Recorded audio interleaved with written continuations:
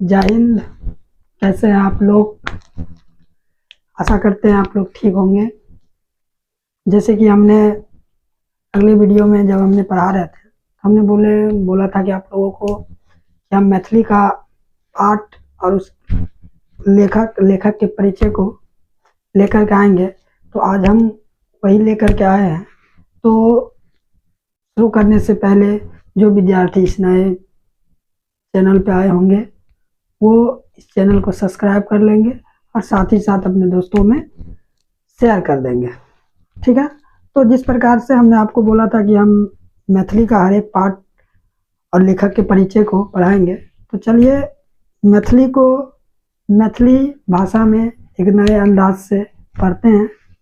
तो शुरू करते हैं। जैसे कि कक्षा 10वीं के जो मैथिली है वो मैथिली का पहला चैप्टर में, उस चैप्टर का नाम है मिथिलांग संस्कृति सीमा।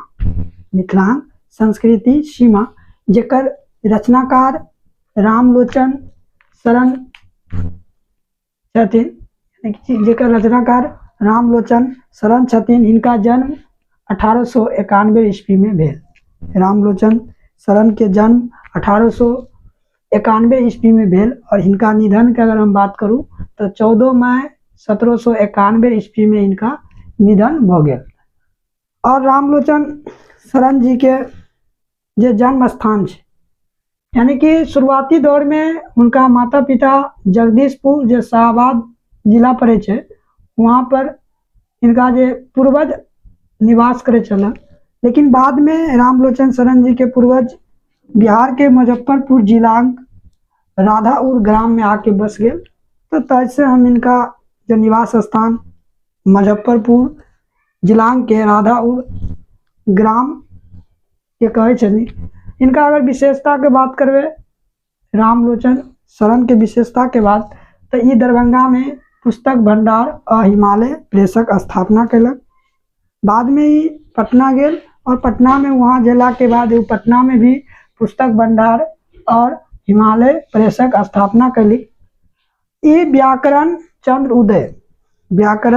उदय नामक बाल पोयिग पोथी लिखलखिन। यानी कि जो रामलोचन शरण जी छथिन, जब वो पटना गए तो पटना में पुस्तक भंडार और हिमालय प्रेस के स्थापना कैलक और वहीं से ही जो व्याकरण चंद्रोदय नामक बाल पोयगी पोथी लिखलखिन। और ये मैथिली में, यानी कि मैथिली भाषा में मिथिला और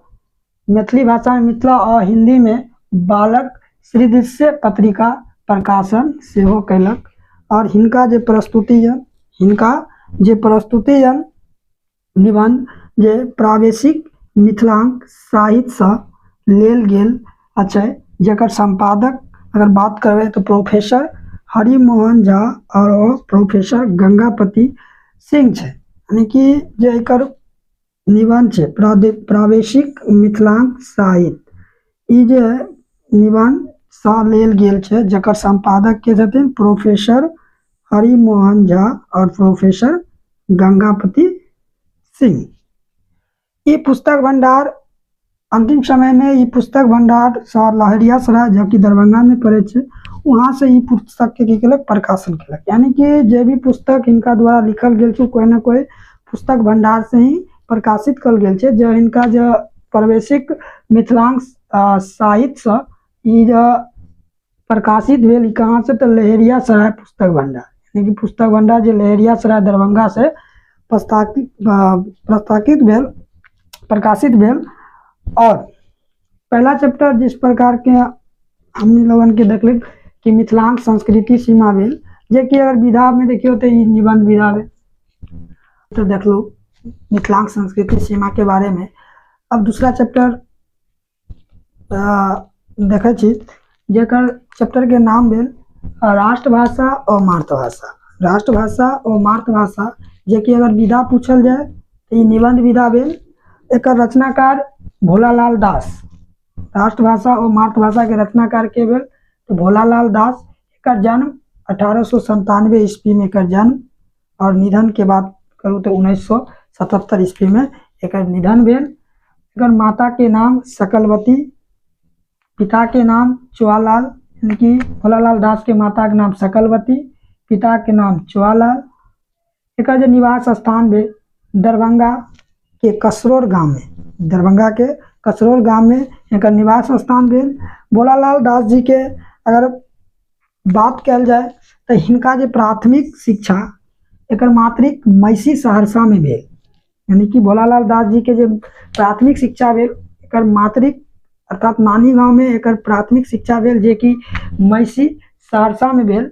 और गढ़खंड में भोलालाल दास जी के कुछ संपादन भेल, जना कि कुसुमांजलि संपादन, मिथिलांक संघ संपादन, भारती जे मासिक पत्रिका संपादन रहे इसके गढ़ में कहने सभी। और भोलालाल दास जी के जो प्रमुख रचना भेल व्याकरण बोध, सरल व्याकरण और सुबोध व्याकरण, ये तीन गो जो एक प्रमुख रचना भेल।